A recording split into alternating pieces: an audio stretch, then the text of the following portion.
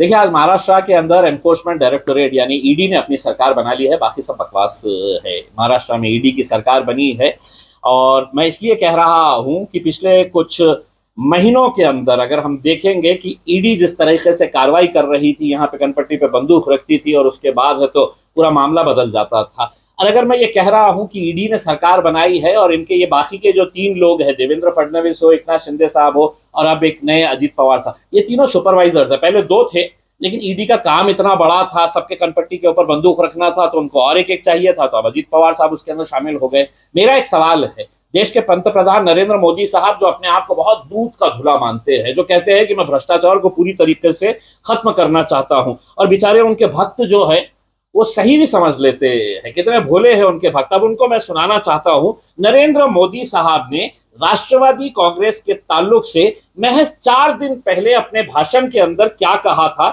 ये आप सुन लीजिएगा। उसमें जरा गौर से सुनिएगा।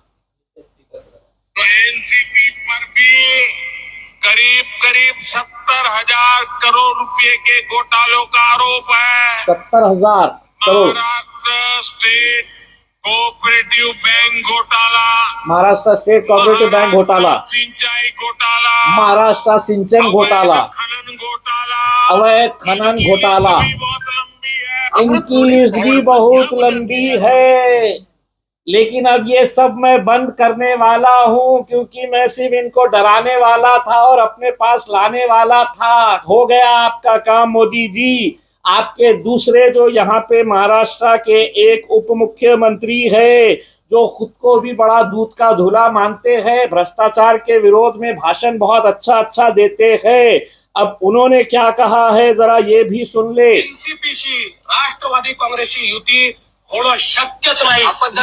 नाही आपत धर्म नाही, शाश्वत धर्म नाही, कुठलाही धर्म नाही।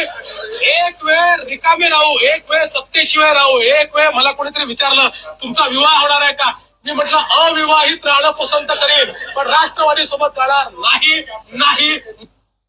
मराठी के अंदर बोल रहे हैं देवेंद्र फडणवीस साहब कि किसी भी कीमत के ऊपर राष्ट्रवादी कांग्रेस के साथ हम नहीं जाएंगे।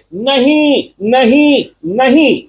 एक मर्तबा लोग मुझसे कहते हैं कि आप राष्ट्रवादी के साथ शादी करने वाले हैं, तो उन्होंने कहा कि नहीं, मैं जीवन भर अविवाहित रहूंगा, मैं शादी नहीं करूंगा, लेकिन राष्ट्रवादी के साथ नहीं जाऊंगा। और आज के दिन उन्होंने शादी कर लिए है। अब इसका भी जवाब है तो आप देवेंद्र फडणवीस साहब आप दे दीजिएगा। दरअसल ये है कि महाराष्ट्र की जनता को अब ये सभी राजनीतिक पार्टी समझती है कि इनके कान में बीड़ी है, इनको कुछ समझ में नहीं आता है। कभी कोई अलग अलग पार्टियों के साथ चला जाता है, सत्ता बना लेता है, सभी 6 बजे उठ के है तो कोई सत्ता बना लेता है। अब ये इसके अंदर सवाल ये है कि 4 दिन पहले मोदी साहब ने बोला था, अब उसी नेता को, उसी राष्ट्रवादी कांग्रेस के भ्रष्ट नेताओं को आप अपनी पार्टी के अंदर ले जाते हैं, तो वो दूध के धुले हो गए हैं। अभी कुछ देर पहले मैंने एनफोर्समेंट डायरेक्टोरेट को फोन किया और कहा कि हसन मुशर्रफ इंक्वायरी अब कहाँ पे पहुंची है। बोले क्या साहब, आप भी क्या मजाक कर रहे हैं, हम तो सिर्फ डरा रहे थे, हमने डरा के अपना काम निकाल लिया। अब एनफोर्समेंट डायरेक्टोरेट की जो इंक्वायरी है उनके खिलाफ अब हम बंद कर देने वाले हैं, क्योंकि हमारा काम यही है कि हम डराओ और सत्ता हासिल करो। तो यही काम महाराष्ट्र के अंदर चलता हुआ आ रहा है करके।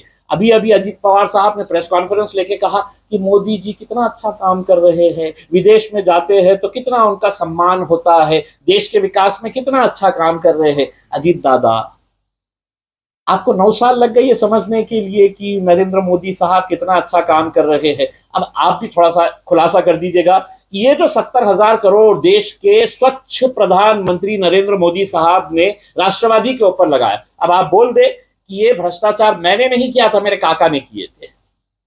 ये आप इसका स्पष्टीकरण दे दे तो हमको भी समझ में आ जाएगा। देवेंद्र फडणवीस साहब आप भी बता दें।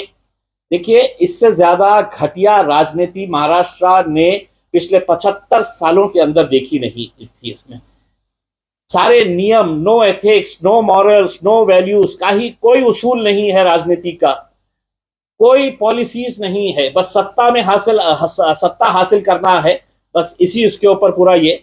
मुझे तो अब चिंता इस बात की हो रही है कि राष्ट्रवादी कांग्रेस के वो बड़े बड़े मुसलमान लीडर टोपी दाढ़ी पहन के, नहीं हमको सेक्युलर पार्टी के साथ रहना है, अब तुम्हारी दुकान कैसे चलेगी मुझे ये बताओ। मैं लेकिन मुबारकबाद देता हूं कि अब आप लोग सत्ता में आ गए हैं, तो इसीलिए हम आपको मुबारकबाद देने के लिए कल पूरे महाराष्ट्र की जनता को महाराष्ट्र के खास तौर से एमआईएम के नेताओं को मैं ये अनुरोध करूंगा कि हर शहर के अंदर पटाखे फोड़ो, क्योंकि अब ये सत्ता के अंदर आ गए हैं जो हमको बी टीम कहते थे, खुद जाकर है तो भारतीय जनता पार्टी में गोद में जाकर बैठ गए हैं। तो कल हम जश्न मनाएंगे आपको मुबारकबाद देने के लिए। ये जितने भी दाढ़ी वाले टोपी वाले, नहीं एमआईएम म्हणजे बीजेपी की बी टीम है करके उसमें, तो मेरा तो हक बनता है कि अब आपको मुबारकबाद देना।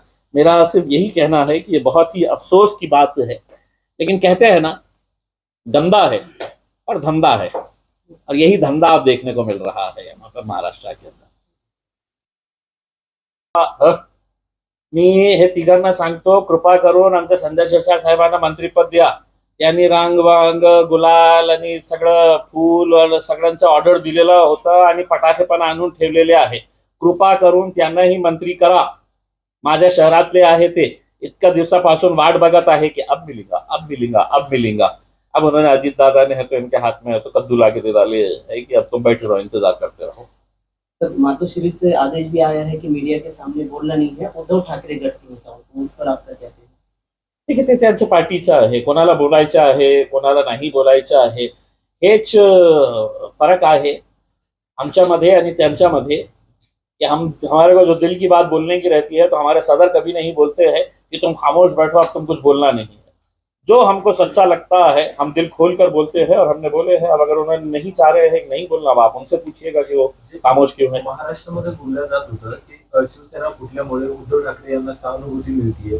आता ही घटना घडल्याच्या नंतर अजून सहानुभूती मिळेल की त्यामध्ये फायदा परत बीजेपीचा होईल? मला असं वाटतं की काही नवीन राजनैतिक समीकरण आता तयार होणार आहे आणि त्याच्यामध्ये आमचाही एक खूप मोठा सहभाग असणार आहे। कारण या राज्याचे मुस्लिम समाज दलित समाज हे भारतीय जनता पार्टी सोबत कधीही जाऊ शकत नाही, म्हणून आज एक नवीन समीकरण तयार केलं तर हे कितीही दांडगे असले कितीही मोठे असले तर लोक जे आहे ते कुणाच्या बाजूने आहे हे सर्वांना माहीत पडलेलं आहे।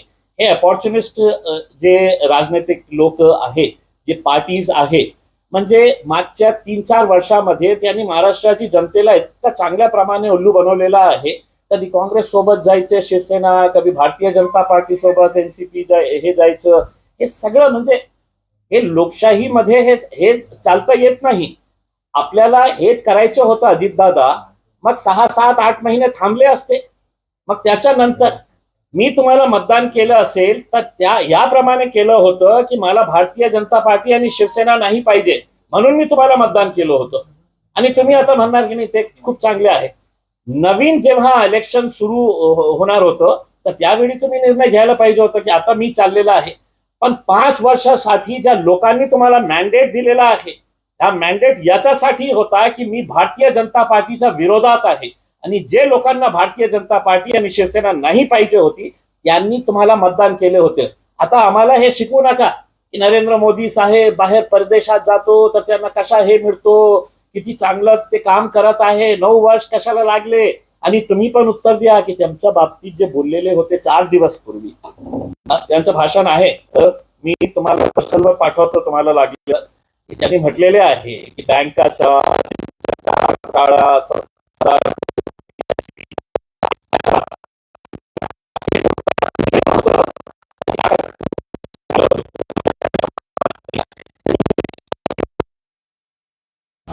केव्हा महाविकास आघाडी सोबत